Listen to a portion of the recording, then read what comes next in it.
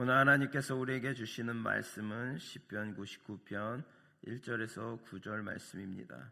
시편 99편 1절에서 9절을 교록하도록 하겠습니다.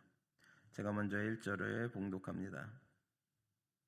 여호와께서 다스리시니 만민이 떨 것이요 여호와께서 그룹 사이에 자정하시니 땅이 흔들릴 것이로다. 시온에 계시는 여호와는 위대하시고 모든 민족보다 높으시도다. 주의 크고 두려운 이름을 찬송할지니 그는 거룩하심이로다. 능력 있는 왕은 정의를 사랑하느니라. 주께서 공의를 견고하게 세우시고 주께서 야곱에게 정의와 공의를 행하시나이다. 너희는 여호와 우리 하나님을 높여 그의 발등상 앞에 경배할지어다. 그는 거룩하시도다. 그의 제사장 중에는 모세와 아론이 있고 그의 이름을 부르는 자들 중에는 사무엘이 있도다. 그들이 여호와께 간구하며 응답하셨도다. 여호와께서 구름 기둥 가운데서 그들에게 말씀하시니 그들은 그가 그들에게 주신 증거와 율례를 지켰도다. 여호와께서 우리 하나님이여 주께서는 그들에게 응답하셨고 그들의 행한 대로 갚기는 하셨으나 그들을 용서하신 하나님이시니이다. 함께 읽겠습니다. 너희는 여호와 우리 하나님을 높이고 그 성산에서 예배할지어다. 여호와 우리 하나님은 거룩하심이로다. 아멘. 할렐루야.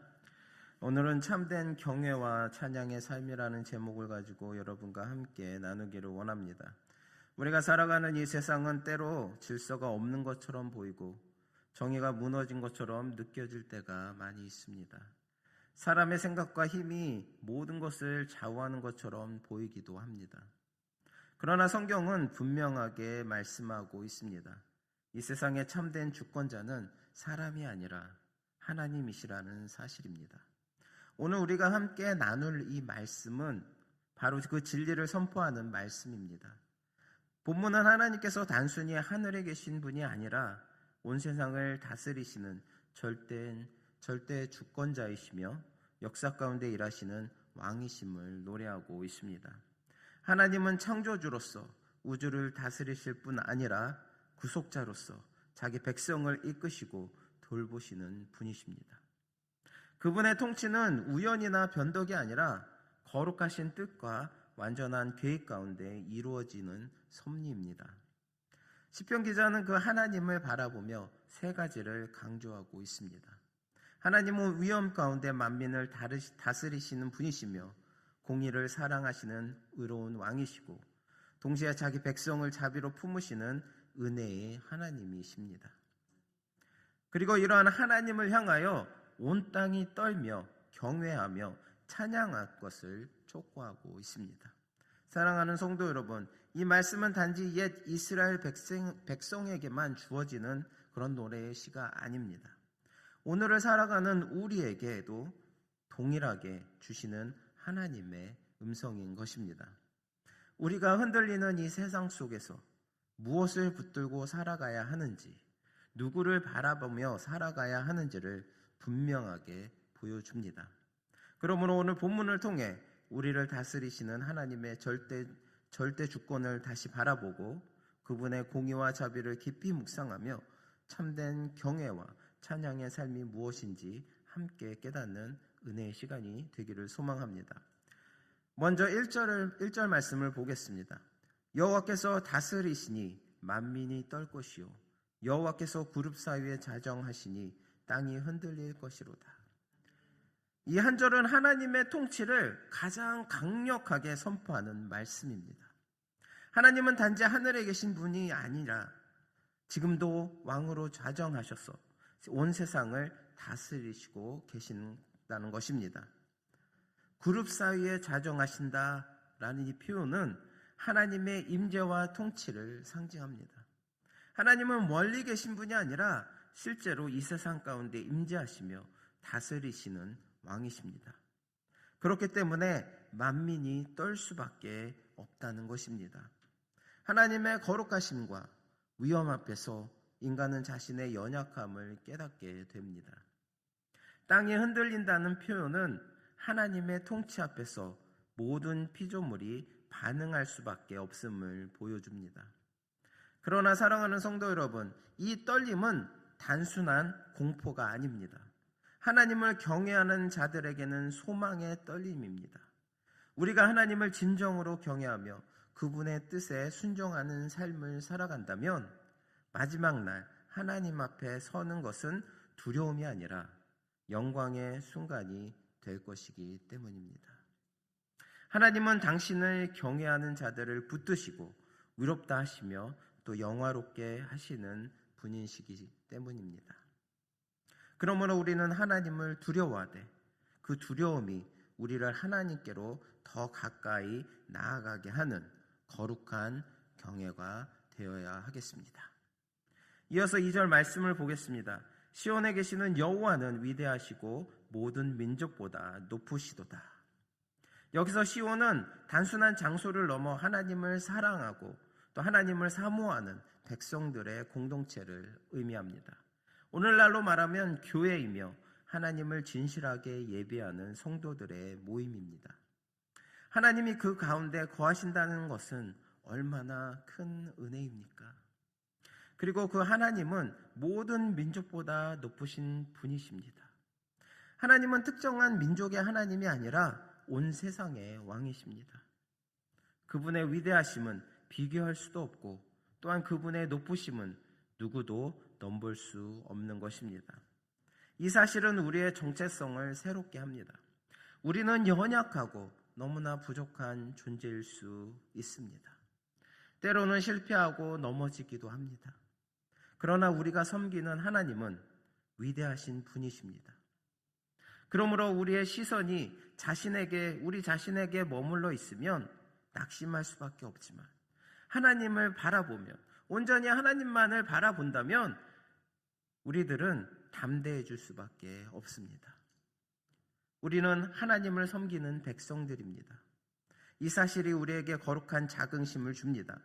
세상 속에서 위축되지 마시기 바랍니다.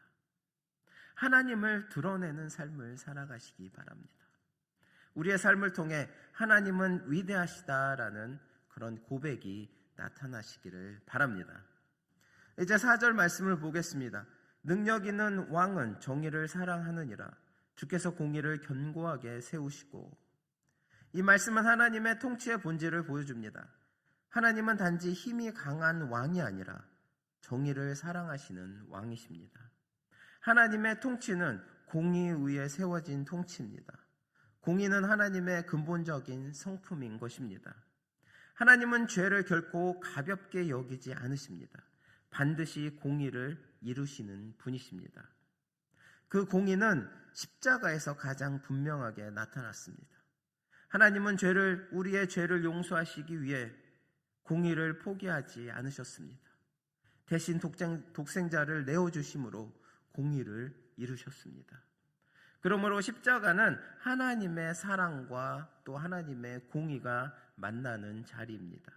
사랑하는 성도 여러분, 이 사실은 우리에게 깊은 도전을 줍니다.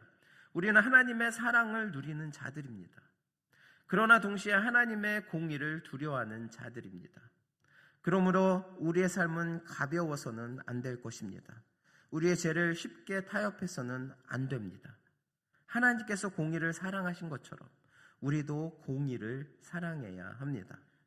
정직하게 살고 거룩함을 추구하며 우리의 삶을 통해 하나님의 의가 드러나도록 힘써야 합니다. 그것이 바로 하나님의 공의가 드러나는 삶인 것입니다.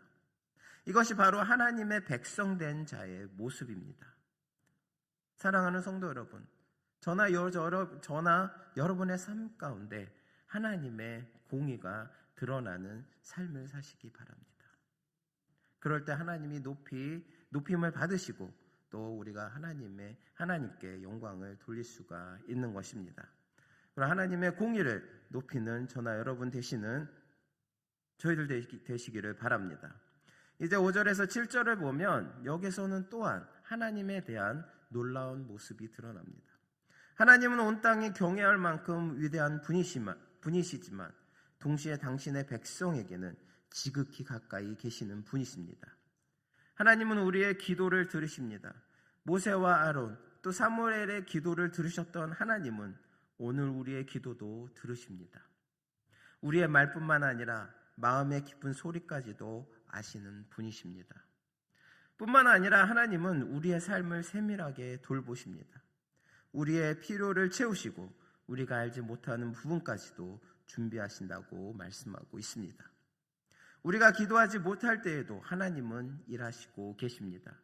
우리가 낙심하여 주저앉을 때에도 하나님은 우리를 붙드시고 다시 일어나게 하십니다. 이 얼마나 큰 위로입니까? 하나님은 멀리 계신 왕이 아니라 우리와 함께 하시는 아버지이신 것을 깨달으시기 바랍니다. 그러므로 어떠한 상황 속에서도 하나님을 바라보시기 바랍니다. 고난 속에서도 붙드시는 하나님을 의지하고 기쁨 속에서도 함께 기뻐하시는 하나님께 감사하시는 저나 여러분 되시기 바랍니다. 하나님은 우리의 삶 속에 깊이 관여하시며 우리와 늘 함께 동행하시는 분이심을 깨달으시기 바랍니다. 오늘 본문 말씀 1절에서 8절을 통해서 우리는 하나님이 과연 어떠한 분이신가 라는 것을 자세하게 배울 수 있었습니다. 마지막으로 우리는 9절 말씀을 통해 그럼 우리는 그런 하나님께 어떻게 해야 어떠한 삶을 살아가야 할지를 또한 배우게 되는 것입니다. 9절 말씀을 보겠습니다. 너희는 여호와 우리 하나님을 높이고 그 성산에서 예배할지어다. 여호와 우리 하나님은 거룩하심이로다. 이 말씀은 시편 99편의 결론이자 우리 삶의 결론이기도 합니다. 여기서 하나님을 높이다라는 표현은 단순히 높이 부른다는 의미를 넘어서 하나님을 찬양하고 그분의 이름을 존귀하게 드러낸다는 뜻을 담고 있습니다. 다시 말해 하나님의 품격과 영광을 드러내는 삶을 살라는 부르심입니다. 이 말씀은 우리에게 두 가지를 요구하고 있습니다. 첫째는 우리 입술로 하나님을 찬양하는 것입니다. 예배의 자리에서 또 우리가 고백과 노래로 하나님을 높이는 삶을 말하고 있습니다. 두 번째로는 우리의 삶으로 하나님의 이름을 영화롭게 하는 것입니다. 우리의 말과 행동, 또 선택과 태도를 통해 하나님의 거룩하심이 드러나도록 살아가는 삶을 말합니다. 그러나 사랑하는 성도 여러분, 오늘 우리의 모습을 돌아보면 이 두 가지가 균형 있게 이루어지고 있는지 깊이 생각해 보게 됩니다. 우리는 입술로 하나님을 찬양하는 일에는 어느 정도 익숙할지 모릅니다. 하지만 우리의 삶으로 하나님의 일을 높이는 일에는 여전히 부족한 모습이 있지 않습니까? 때로는 우리의 삶이 하나님께 영광을 돌리기보다 오히려 그 이름을 가리게 만드는 경우도 있습니다. 그렇다면 왜 이런 모습이 나타나는 것일까요? 왜 우리는 입술로 하나님을 찬양하면서 우리의 삶에서는 하나님을 영화롭게 드려지는 삶의 모습이 잘 나타나지 못하는 것일까요?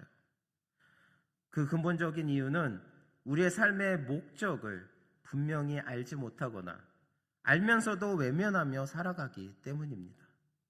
삶의 중심이 하나님이 아니라 바로 나 자신이 될 때 우리는 자연스럽게 하나님을 위한 삶이 아닌 나를 위한 삶을 살게 되는 것이기 때문입니다.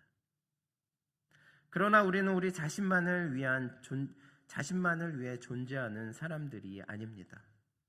우리의 삶의 목적은 분명합니다. 하나님을 영화롭게 하고 그분의 이름을 높이는 것입니다.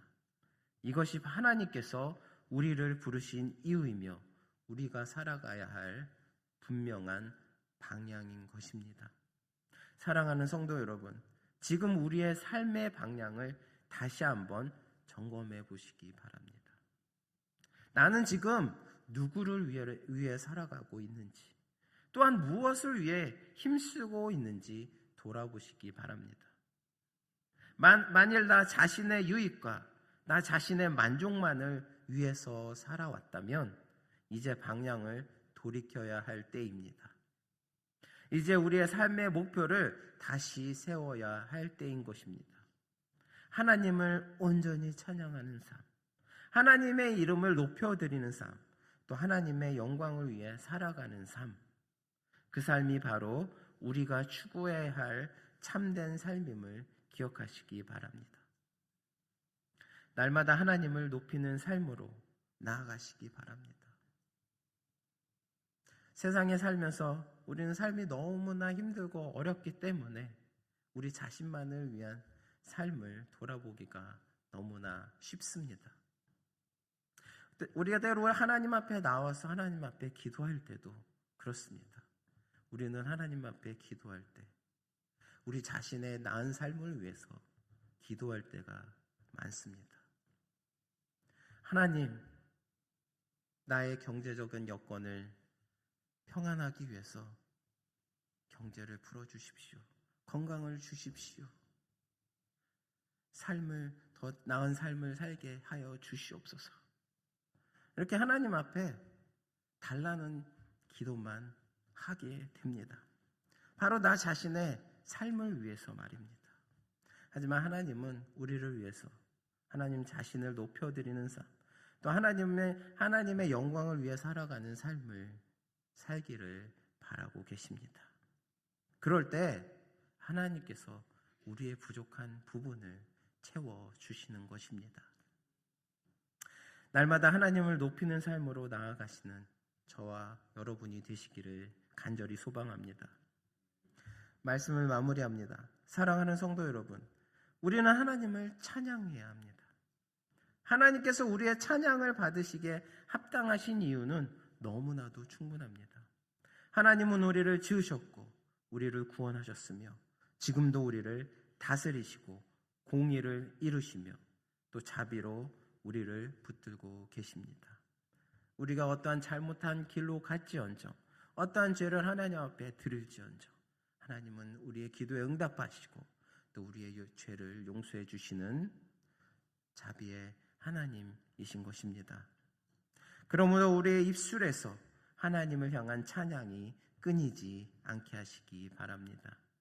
기쁠 때도 찬양하고 어려울 때도 찬양하며 모든 순간 하나님을 높이는 삶을 살아가시는 저나 여러분 되시기를 바랍니다. 뿐만 아니라 우리의 삶 전체가 하나님께 드려지는 그러한 예배가 되게 하십시오.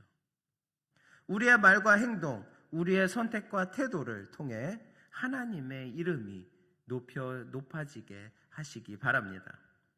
오늘 이 말씀을 붙들고 여러분의 입술과 삶으로 하나님을 찬양하며 그분의 영광을 위해 살아가는 참된 예배자의 삶을 살아가는 저나 여러분 되시기를 바랍니다. 기도하시겠습니다. 사랑과 은혜가 풍성하신 하나님 아버지, 오늘 말씀을 통해 하나님이 온 세상을 다스리시는 거룩한 왕이시며 공의를 사랑하시고 은혜로 우리를 붙드시는 분이심을 다시 깨닫게 하시니 감사합니다. 주님, 우리의 삶을 돌아볼 때 입술로는 찬양하면서도 우리의 삶으로는 주님의 영광을 충분히 드러내지 못했던 우리의 연약함을 이 시간 용서하여 주시옵소서. 이제 우리의 삶의 중심이 하나 되게 하시고 우리의 삶의 중심이 온전히 하나님만을 바라보게 하여 주시며 또 우리의 말과 행동과 모든 선택 속에서 하나님을 높이는 그런 삶이 되게 하여 주시옵소서. 기쁠 때나 어려울 때나 항상 하나님을 찬양하며 경외하게 하여 주시고 우리의 삶이 예배가 되게 하시며 하나님께 온전히 영광 돌리는 그러한 삶을 살 수 있도록 인도하여 주시옵소서. 감사드리며 이 모든 말씀 우리 주 예수 그리스도의 이름으로 기도드립니다. 아멘.